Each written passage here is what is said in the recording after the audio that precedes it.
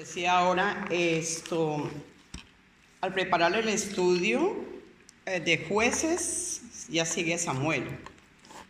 Pero si ustedes les animo a que lean el libro de Jueces, donde hay unas historias muy interesantes, pero lo que pasaba en Jueces, ¿no? Dice que el libro de Jueces relata la historia de Israel, desde la muerte de Josué hasta el llamamiento del profeta Samuel. Esta obra contiene relatos de la historia de los israelitas.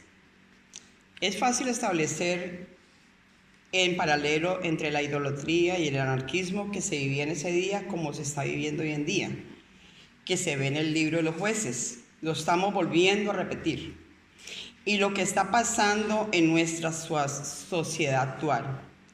Algunas de estas historias son insólitas, como es hoy en día, trágicas, contienen historias repulsivas, y nos preguntamos, se preguntaban en ese tiempo cómo los israelitas llegaron hasta ese punto de la iniquidad. Aún así vemos que la mano del Señor ayuda a Israel, aun cuando en su mayoría eran un pueblo espiritualmente débil. Durante esa época, este libro es un testimonio indiscutible de que el Señor nos ayuda si nos volvemos a Él, aún durante nuestro tiempo de debilidad. No sé si algunos, cuando yo prediqué sobre Ana, me pueden acompañar, por favor, 1 Samuel 1. No sé si algunos saben la historia de Ana. Yo también una vez el Señor me dio la oportunidad, los pastores, de predicar de Ana, ¿no? Muchos lo conocemos, la historia de Ana, ¿no? Así que vamos a buscarla, por favor, para que me acompañen. ¿Primera de Samuel? Sí. Capítulo. Ya. 1 Samuel 1:3. ¿Ya? Dice así: y todos los años aquel varón subía de su ciudad para adorar y para ofrecer sacrificios a Jehová de los ejércitos en Silo, donde estaban dos hijos de Eli, Onif y Finees, sacerdotes de Jehová. Los hijos de Eli. Dice en 1 Samuel 2, 11 y 12, por favor. 11 y 12. Amén. ¿Lo puede leer, por favor, hermano Eduardo? Muchas gracias. Cántico de Ana. Y el Cana se volvió a su casa en Ramá, y el niño ministraba a Jehová delante del sacerdote de Elí. El pecado de los hijos de Elí. Y los hijos de Elí eran hombres impíos y no tenían conocimiento de Jehová. Amén.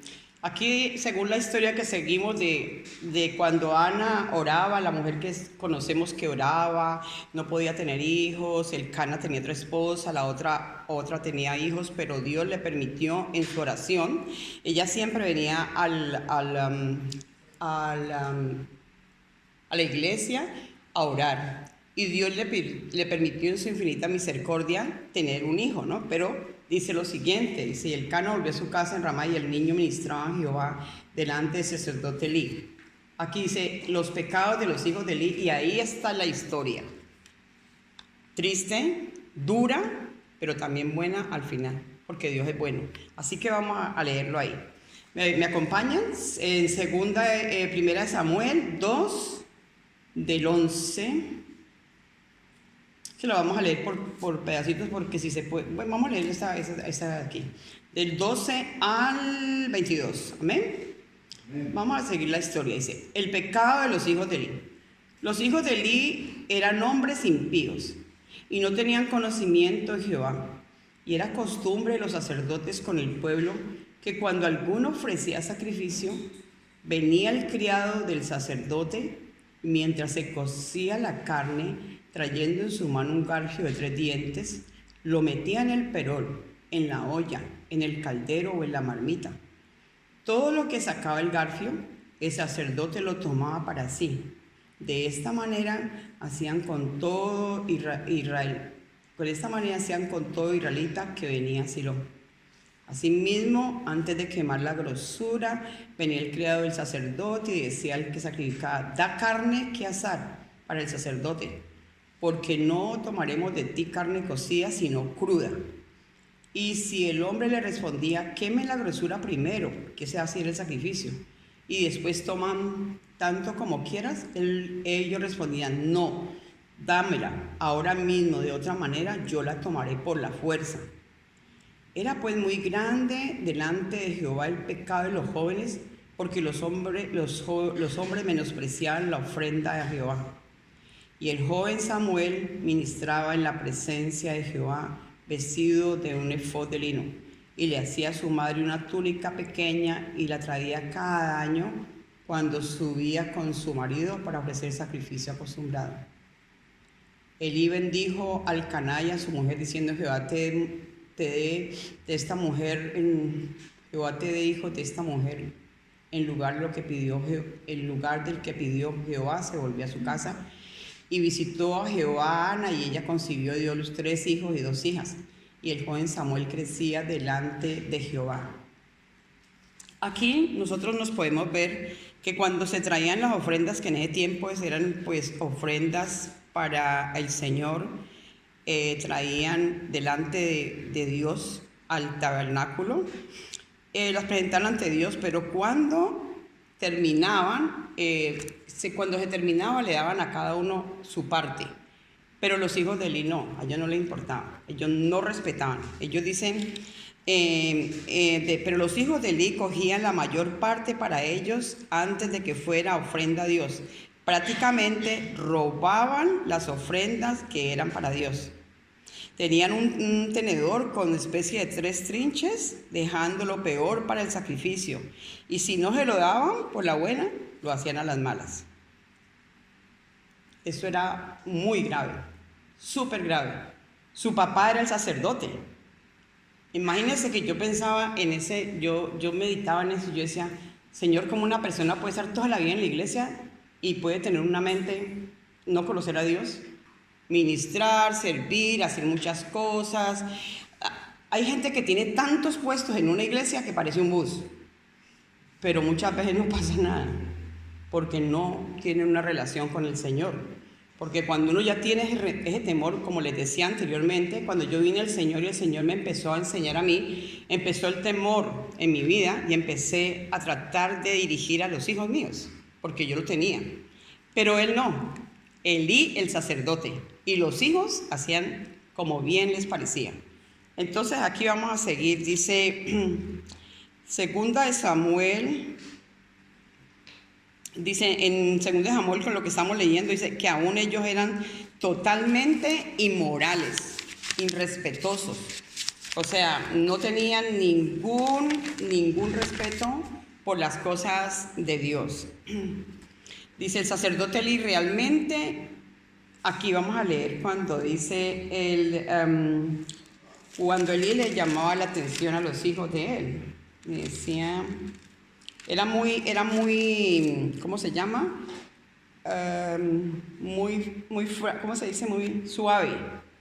Les pasaba como por encima. Vamos a leer 22, 22. 1 Samuel 2, 22.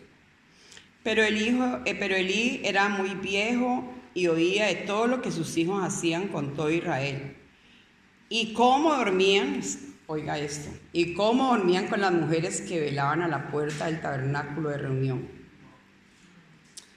Y les dijo: ¿por qué hacéis cosas semejantes? Porque yo oigo de todo este pueblo vuestros malos procederes. No, hijos míos, porque no es buena la fama la que yo oigo, pues hacéis pecar al pueblo de Jehová.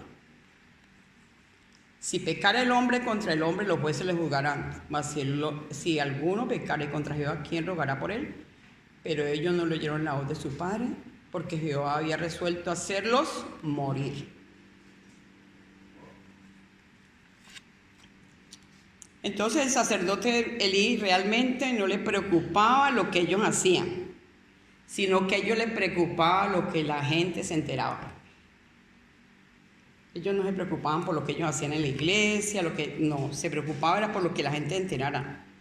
Eso demuestra que el enfoque no es muy claro. Él tiene muy malas deficiencias en la educación de los hijos. Y es ahí cuando vienen las cosas, cuando nosotros, como papás o mamás, porque los jóvenes cuando son jóvenes no quieren escuchar. Uno le dice, vea, por favor, no, ay, no, a mí no me venga a decir ahora, usted se lo sabe. No, qué jartera, no. Pero él nomás les decía, hijo mío, no se hagan eso con las mujeres allá a la puerta. No, hijo mío, no cojan eso. No, eso era falta de autoridad en sus vidas.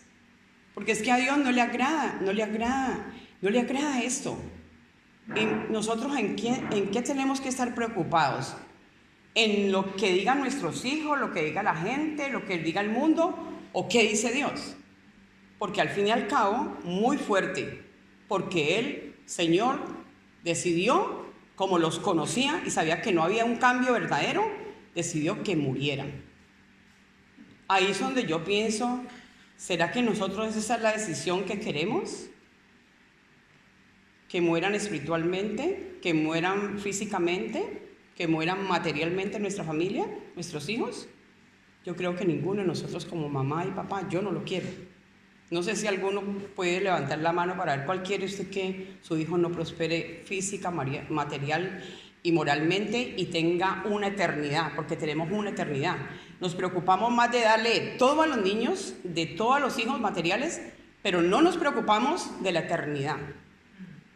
Nos quedamos con ese pedacito y no le decimos, pero hay una eternidad, ¿a dónde vas a ir tú? Así que, siguiendo la enseñanza, dice que a pesar de la deficiencia de la educación a sus hijos, imagínense, no pudo educar a sus hijos y luego le trajeron a Samuel. O sea, Samuel vino a vivir con ellos, con los dos hijos, estas bellezas de hijos. En ese tiempo de la decadencia religiosa, mercadería de la gente, interesada solamente en lo material, pero siempre Dios es tan maravilloso y fiel, y envía una persona que tenía la herramienta, y esa herramienta era la palabra de Dios.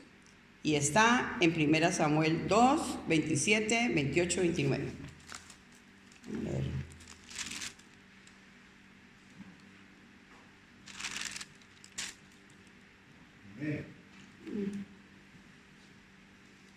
Al favor, hermano, ¿me la lee, por favor? Dice 27, 28, 29.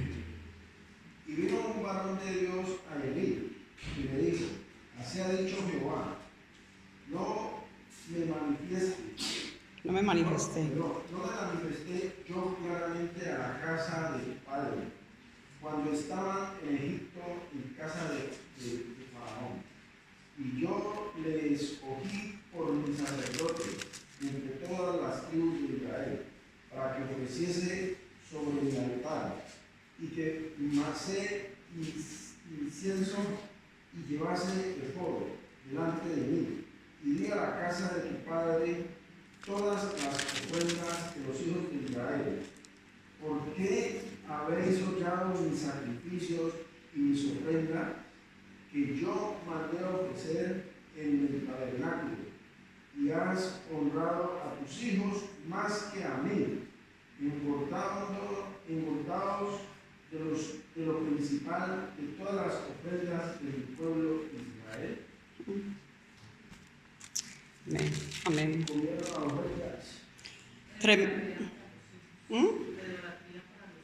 Dice aquí tremenda profecía, ¿no? El Señor muy específico y muy concreto. Realmente, pues, lo que Dios nos dice, porque dice que vino un varón de Dios a Elí y dijo así. No sé, pues ahí no hay nombre quién vino ni nada, pero yo digo que era el mismo Dios que estaba hablando. Dice, dice, ¿por qué lo has hecho? En el 29 dice, ¿por qué habías hollado mi sacrificio y mi ofrenda que yo mandé a ofrecer en el tabernáculo y has honrado a tus hijos más que a mí? Y es verdad. Yo también, cuando no estaba en las cosas del Señor, tenía una idolatría muy fuerte. pero era fuerte. Como yo me vine hace 35 años para acá, estaba joven y bella, ¿no?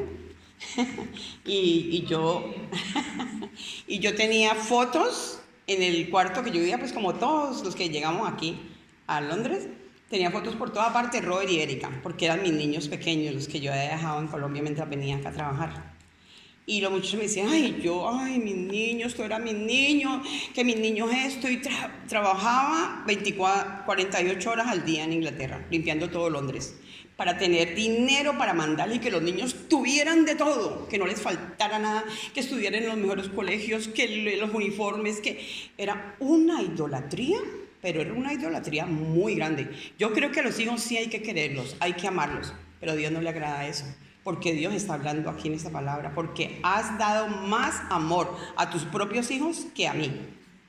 Entonces, creo que Dios nos está enseñando que al que tenemos que adorar y exaltar primero, ante todo, sobre todas las cosas, a Dios. Sobre todas las cosas a Dios. Entonces, Dios nos está enseñando que sí, si nosotros... Sí, somos buenos padres, buenas madres, buenas abuelas, buenas bisabuelas, que llamo yo, pero lo primero tiene que ser Dios, o sea, ver cómo yo hago las cosas para agradar al Señor. Dice, Elí se envejeció más y cuando había pasado mucho tiempo decidieron en la vejez de Elí enfrentar a sus enemigos Esta es la historia. Pues Elí, el sacerdote, fue envejeciendo mientras los hijos seguían haciendo lo que ellos querían. Y al tratar, vamos a leer la historia cuando dice, cuando los filisteos, el 4:1, el arca de la tierra de los filisteos.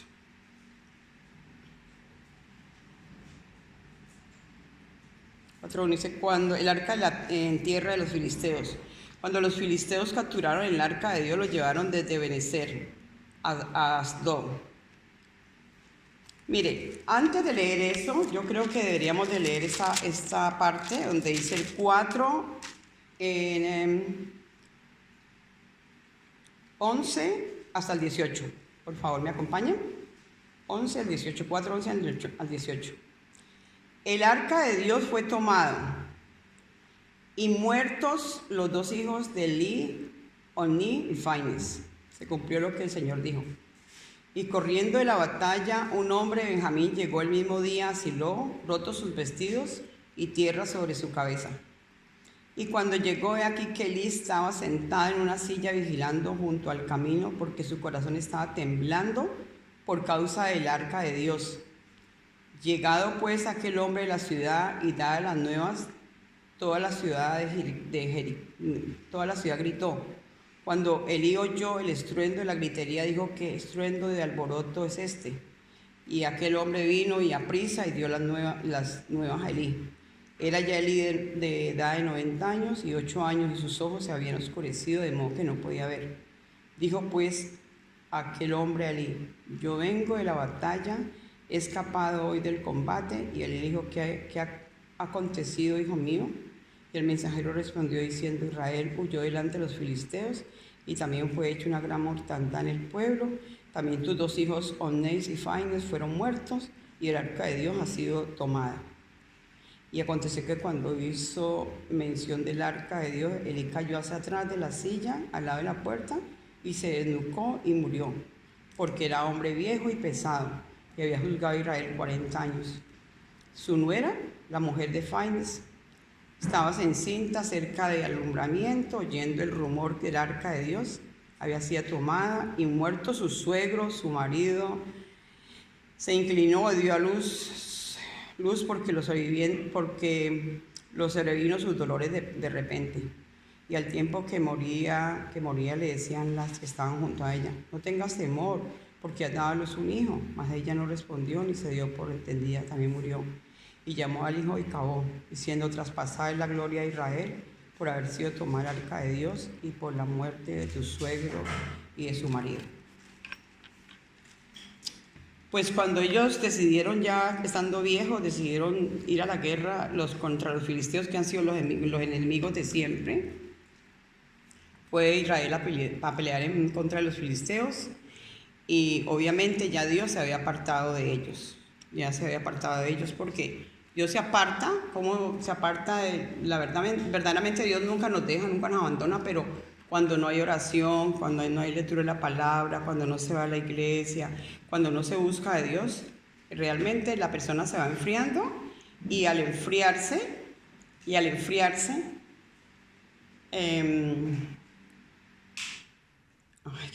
ahí se oye más la voz, ¿no? Y cuando no hay lectura de la palabra, cuando no se ora, cuando no se alaba a Dios, cuando no se busca al Señor, realmente uno se va alejando, y claro, obviamente al alejarse se va enfriando, y al enfriarse viene el pecado, vienen las consecuencias luego del pecado. Entonces, realmente Dios ya no estaba con ellos. Cuando ellos vinieron a pelear, que vino Elí y sus hijos a pelear en contra de los filisteos, ellos fueron vencidos, y murieron como 30,000 soldados, y salieron huyendo y corriendo. O sea, ¿qué quiere decir? Que cuando no estamos con el Señor, Dios por su misericordia nos protege, nos ayuda y todo, pero qué mejor es estar con Él para que encontremos esa cobertura tan especial y tan poderosa que es de Dios. Porque ellos quisieron pelear, pero no pudieron vencer, porque ya Dios estaban muy alejados de ver que le habían dado todo, Elí le había dado todo a los hijos, el honor y la honra a los hijos, y no a él.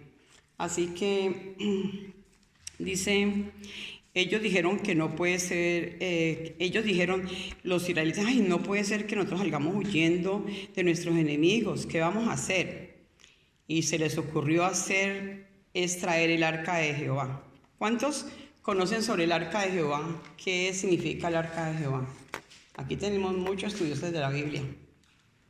A ver, ¿cuál conoce qué significa el arca de Jehová? Muy bien. ¿Qué más?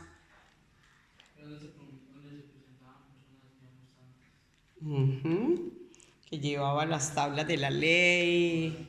El arca del pacto era cuando también fueron a Jericó a darle las 7 vueltas. Llevaban el arca del pacto.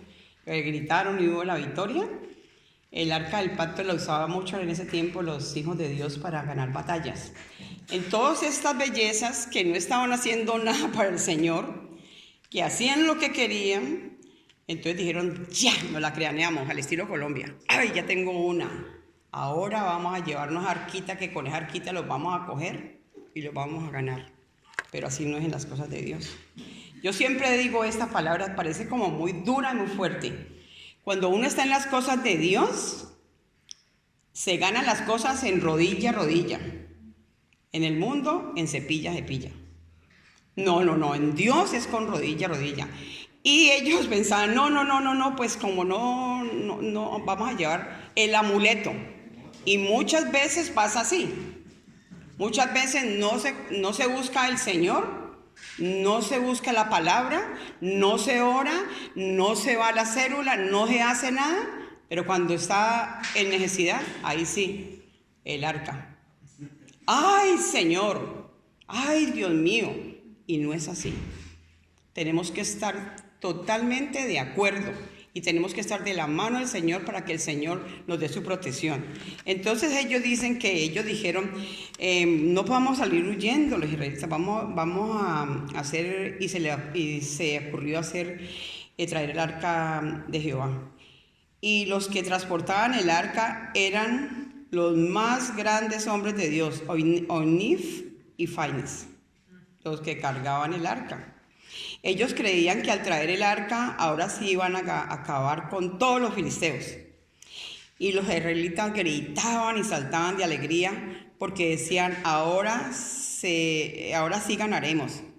Y oyeron los del otro lado, los filisteos, y dijeron, no que le dijeron, no, le dijeron a otras personas, no, es que ellos trajeron el arca y estamos en problemas. ¿Cómo diría que hasta los filisteos tenían ese conocimiento, lo que significaba el arca, la presencia de Dios, como decía Isela? Y el rey de los filisteos le dijo, en 1 Samuel 4:9, 1 Samuel 4:9.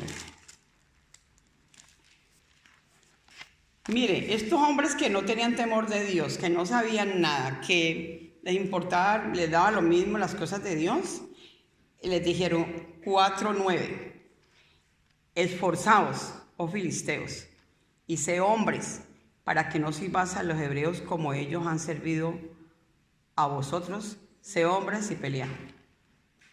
Siendo los filisteos, se pararon. ¿Qué está pasando con nosotros? Si somos los hijos de Dios y estamos viendo estas batallas cada día. Nos hemos dado cuenta, ayer las dos llorábamos en el parque, los niños estaban allá, jóvenes allá bien al hueso, pero los otros dos acá, yo creo que la gente diría que les parajas, pobres señoras, porque nosotras llorábamos abrazadas, dándonos cuenta de lo que está haciendo el diablo con el pueblo de Dios, con hombres y mujeres que han estado con nosotros, que llevan ministerios grandes. Y cómo el enemigo está bombardeando y sacando al pueblo de Dios.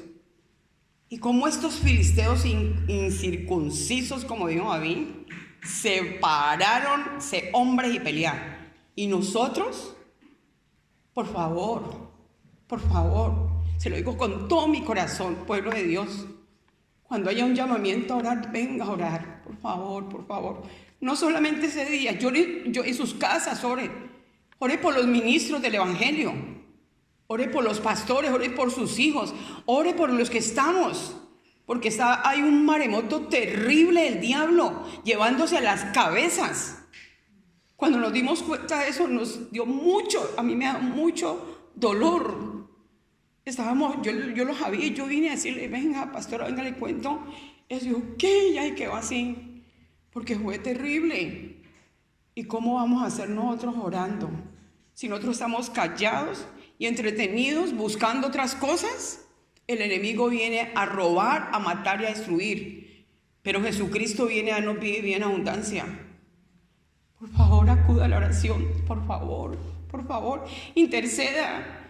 Dice que el que está firme, mire que no caiga. Ah, no, porque estamos aquí predicando la palabra. No, hay que orar unos por otros, siempre estar allí a la brecha.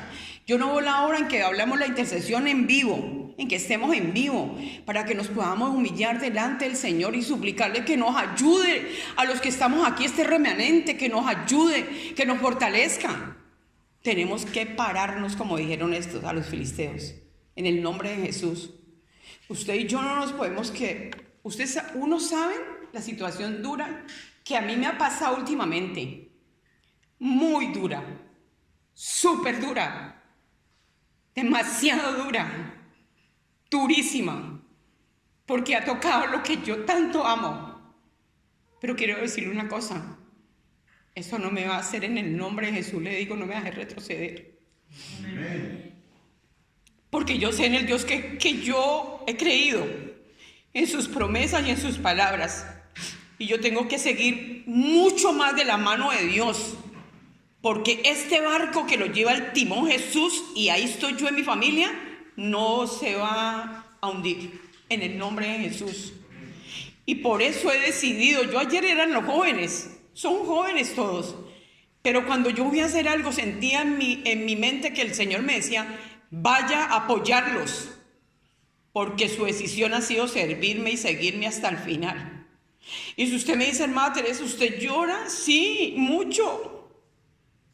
Es duro cuando te arrancan a alguien que amas tanto y no lo puedes ver. Es duro, es muy duro. No puedo escribirle humanamente lo que siento, pero siento que tengo un Dios todopoderoso y que nos está diciendo este día, no se quede allí, esfuércese y aliente su corazón y pelee la batalla en el nombre de Jesús.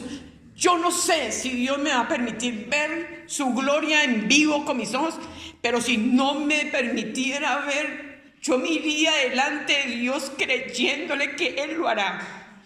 Y por eso es esta palabra, para que usted y yo hagamos una decisión en este día. En este día no nos podemos quedarnos así mirando y llorando y angustiados porque el diablo hace a nuestro alrededor. No. En el nombre de Jesús tenemos que sacudirnos y decir ya no más. Así que dice, y al traer el arca, dice, y dijeron qué es lo que han traído, y dicen el arca, estamos en problema, y los filisteos. Y el rey de los filisteos les dijo, y ellos dijeron, pues nos toca y de verdad vamos a pelear. Y mataron a otros 40,000 personas, entre ellos a los 2 hijos de sacerdotes de Elí, Oine y Faines, en esa batalla. Y algo que yo, cuando leía la palabra, hacía el estudio, yo he mirado en el leer la palabra, dice que algo que siempre se ve es que Elí siempre estaba sentado. Cuando Ana oraba, que ella iba al templo, él estaba sentado. Cuando él ya era un hombre de 98 años, ¿no? Y cuando le trajeron la noticia de los hijos, él había juzgado a Israel por 40 años y tenía 98 y estaba casi todo el tiempo sentado. No ejercía el sacerdocio que le correspondía. Es curioso, si algo define al pastor es el que está de pie adelante, en el púlpito, o sea, adelante, el que está parado hace la diferencia.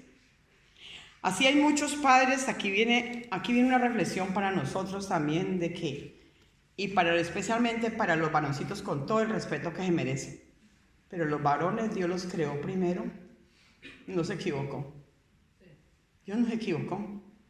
Dios los hizo porque son la fuerza, son el respeto, son el poder, son autoridad. Y cuando yo me encuentro personas, mujeres que me han dicho a mí, hasta me han llamado de machista, porque yo les hablo de la palabra, y me dice, ¿usted por qué está mal? Yo digo, no señora. Bueno, si los hombres no pasa nada y nosotras las mujeres somos tan fuertes, ¿por qué a la madrugada, a las 12 de la mañana, le decimos, vea, me acompaña por irme sola? ¿Ah? ¿Ya? ¿No? Sí, y si hay algo para cargar que es muy fuerte y todo, ve a Jimmy, yo lo tengo ajustado a mi pobre Jimmy. Jimmy me hace el grande favor y me dice, sí señora, ¿por qué? Pues no es que hoy tan fuerte y tan berrido en Colombia. No, Dios no se equivocó, Dios creó a los hombres primero porque él sabía lo que estaba haciendo y luego trajo a la mujer para la ayuda idónea. Entonces Dios nos quiere dar esa reflexión, hombres de Dios, Jimmy, bueno, en el futuro se casará, Joan, en el nombre de Jesús, en el tiempo de él, Alex, Eduardo, Vladimir, pues ya está casado, mi hermano también que ya, pero entonces dice aquí la palabra, dice, así hay muchos padres del hogar, hombres, que deben de estar de pie y no estar sentados frente a la pantalla, el televisor o el teléfono, en el WhatsApp y otros medios, algunos jugando play. En muchas ocasiones los podemos ver en esta realidad de hoy en día. El papá, el niño le habla, le pregunta y no le pone atención por estar en el teléfono o en cualquier aparato. No juegan con ellos, no tienen conversaciones para saber qué está pasando en su vida o hacer unas actividades o tareas. Ya en este tiempo no se ve esto, de ejercer el verdadero sacerdocio en el hogar. Y el resultado muchísimas veces son situaciones completamente difíciles con los hijos y con la familia, por esta actitud de que no ejerce su sacerdocio como es. Yo puse con tanta tristeza esto que me vino a mi corazón, como la muerte de la niña de 11 años que hace poquito se quitó la vida aquí en Londres. Y no se sabe hasta el día de hoy qué fue lo que pasó. ¿Y cómo lo hizo? En el camarote. Y no se sabe. ¿Cómo no se sabe? Si yo creo que nosotros tenemos los hijos, estamos pendientes, dónde están, qué están haciendo, hablándoles, Si su niño, su niña quieren hablar con usted, escúchele, porque a veces le vienen a contar cosas de la escuela, del bullying que les pueden estar haciendo, lo que están pasando afuera. Y el hombrecito es algo muy especial. Los que no tenemos un esposo, que tenemos, mi esposo es Jesús, ¿no? Pues es el que me ayuda, el que tengo que arrodillarme para que me ayude en muchas de nosotras. Pero el hombrecito es muy importante estar pendiente de esos niños. Porque mire, dicen que no se sabe. Y yo digo, es triste saber que no se sabe cómo tomó esa decisión. Y lo hizo en el propio camarote de ella. Entonces, sí. Aquí como para ya ir finalizando, dice, en esta historia hay dos líneas en las cuales debemos discernir profundamente al sacerdote Elí. Una pregunta, ¿usted iría a la iglesia del sacerdote Elí? Donde deja que los hijos hagan lo que quieran, ¿y usted llevaría a su familia? ¿Irían a la iglesia del sacerdote Elí? No, a mí dice, no way. ¿Y llevaríamos a nuestra familia? ¿Por qué? Porque ¿qué ejemplo? ¿Qué enseñanza? ¿Qué nos puede decir una persona que ni siquiera estorbó a su propia familia? Que no hizo, ayer le contaba unas historias a Pastor, ella se reía, las historias que me quedaría aquí contando, pero que me ha tocado tomar decisiones con mis propios hijos para ayudarlos. Dice, esa iglesia es el tipo de la Odisea. Ustedes saben del tipo de la Odisea que está en Apocalipsis 3. ¿Lo puede leer, hermano Eduardo? Del 1 al 3, por favor.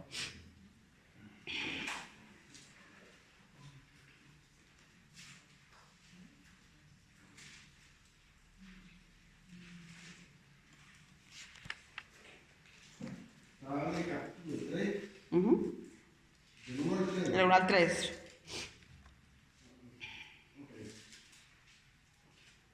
Del 1 al 3. Sí, señor. Será el mensaje a Sardis. No, a la Odisea. Entonces nos dice. Ay, perdón, del 14, sí, señor. El mensaje a la Odisea. Y escribe y escribe al ángel de la iglesia de la Odisea. He aquí el Amén, el testigo fiel y verdadero, el principio de la creación de Dios.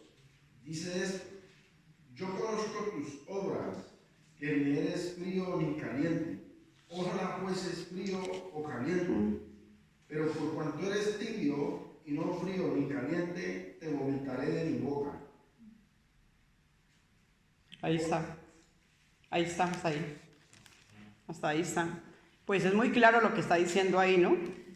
¿Por qué? Porque la iglesia de Elí era tipo la Odisea, la que estamos hablando, lo que está pasando alrededor ahora mismo en estos tiempos, pervertida, enfocada solamente en el dinero, tolerante, inmoral, igualmente como cuando Dios mandó a Samuel a ungir al rey Saúl. Es la misma cosa, ellos se juntan. Dice que Dios los cría y Dios los junta, eso sí es verdad. Es la misma cosa, pero esa es la primera línea. Pero la segunda dice, luego Dios llamó a Samuel. Y queda muy bien con David, porque después de Samuel ya sabemos que Dios lo hace, esa es otra historia, y hasta que unge al rey David, ¿no? Que está en 1 Samuel 2:35.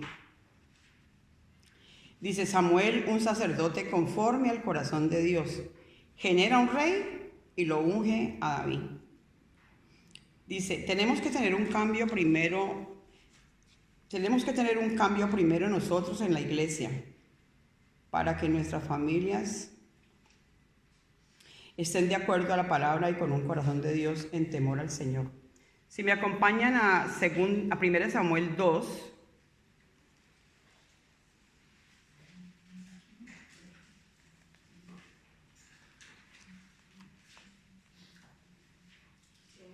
...30 al 35. Dice así: por tanto Jehová, el Dios de Israel, dice: yo había dicho que tu casa y la casa de tu padre andarían delante de mí perpetuamente, mas ahora he dicho: Jehová, nunca yo tal haga, porque yo honraré a los que me honran, y a los que me desprecian serán tenidos en poco. He aquí que vienen días en que cortaré tu brazo y el brazo de tu casa, de la casa de tu padre, de modo que no haya anciano en tu casa. Verás tu casa humillada mientras Dios colma de bienes a Israel, y en ningún tiempo habrá anciano en tu casa. El varón de los tuyos que no corte de mi altar será para consumir tus ojos y llenar tu alma de dolor, y todos los nacidos en tu casa morirán en la edad viril. Y este será por señal, esto acontecerá, que a tus hijos Ofni y Finees ambos morirán en un día. Y yo me suscitaré un sacerdote fiel que haga conforme a mi corazón y a mi alma. Yo le edificaré casa firme y andarán delante de mí ungido todos los días. Y este es nada más ni nada menos que Samuel. Pero dura la profecía que Dios dio y se cumplió. Entonces, esto es lo que nosotros debemos de. Tenemos que tener un cambio primero en nosotros, en la iglesia, para generar familias de acuerdo a la palabra, al corazón de Dios, en temor a Dios. En medio de la profecía de Dios, que son exactas y se cumplieron, hay un centro en esta palabra.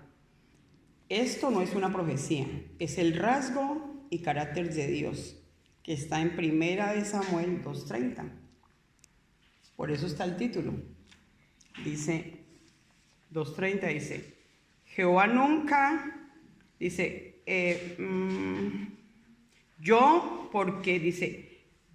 porque yo honraré a los que me honran, y a los que me desprecian serán tenidos por poco.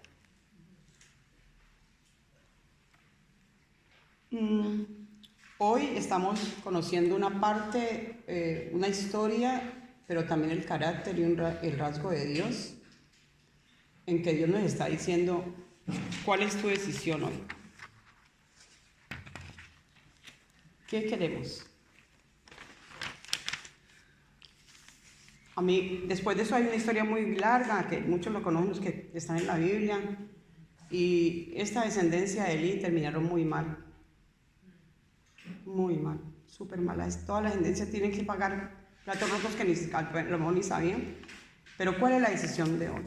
Y la decisión de hoy es tener que tomar en cuenta y conciencia de que no estamos jugando con las cosas de Dios. Decía el hermano Eduardo, esa palabra me quedó tan clara. Lo que se trata es de su alma. Y es verdad, no es un juego las cosas de Dios. Y entonces tenemos que meditar hoy y decir, ¿qué quiero? ¿Quiero amar más a los hijos, al esposo, a la esposa? ¿O quiero amar primero a Dios sobre todas las cosas? Y la decisión es suya, como la decisión que yo le conté. Y le pido a Dios que me ayude, porque vuelvo y le digo, esos tiempos duros, le pido a Dios que me ayude para seguir así. No ha sido fácil, es verdad, no ha sido fácil. Porque muchas veces los propios hijos enojan con uno. Y a veces ni quieren ir. Porque de mi mamá, bueno, Jimmy, yo no tengo que decir nada. Jimmy puede decir en la casa qué pasa. Él sabe que los muchachos, yo le digo, vea papito, mamita, cuando vengan bienvenidos acá, pero su mundito lo deja amarrado allá en las escaleras, ¿ok? No, aquí es casa de Dios y puerta del cielo, los amo mucho, pero aquí no vamos a hacer y deshacer, porque es que yo quiero que hayan ancianos en la familia. Amén. Y quiero que hayan jóvenes, pero el Señor le dijo, no van a ver. Y aún no van a ver el estado, o sea, no adolescentes, no niños. Entonces, ¿qué queremos? Hoy es la decisión. Hoy tenemos que decirle, Señor, ayúdanos. Por eso cantamos, háblame Dios. Dice, la idea de conocer la palabra es que conozcamos más a Dios y la prediquemos. Es algo que está revelado. Este día puede cambiar nuestras vidas para siempre. El resultado puede ser diferente. Dios se está revelando en estas profecías exactas. Esta es muy poderosa la revelación que dice, Dios honra a los que le honran. Dios honra a los que le honran. Dice, podemos hacerlo ahorita mismo en nuestra propia vida. Y también dice, Dios honra a los que le honran y a los que lo desprecian lo tienen en poco. esta es la decisión que usted debe tomar. De usted depende si quiere desprecio o si quiere honra. Dice, algo que el Señor le ha parecido bien entregarle a usted y a mí, si quieres ser tenido en poco, ya sabes lo que hay que hacer. Pero si quieres ser puesto en lugares de honor, quieres a Dios interesado en honrarte a ti y a tu familia, si quieres a un Dios poniéndote en lugares de honra, ya sabes lo que tiene que hacer. Dios honra a los que le honran. Te acaba de mostrar te acaba de mostrar una revelación muy grande que va entretejida en medio de las profecías, en medio de las promesas. Es Dios honra a los que le... Es como en un cofrecito, pero ahí en medio de eso está la honra. Dice, te acaba de mostrar lo que puede hacer Dios, que hizo el universo y que está preocupado por ti, por tu familia, y ponerlos en honra. De ti depende. Dios honra a los que le honran. Amén. Este es el mensaje que el Señor me había dado para este día y vamos a orar.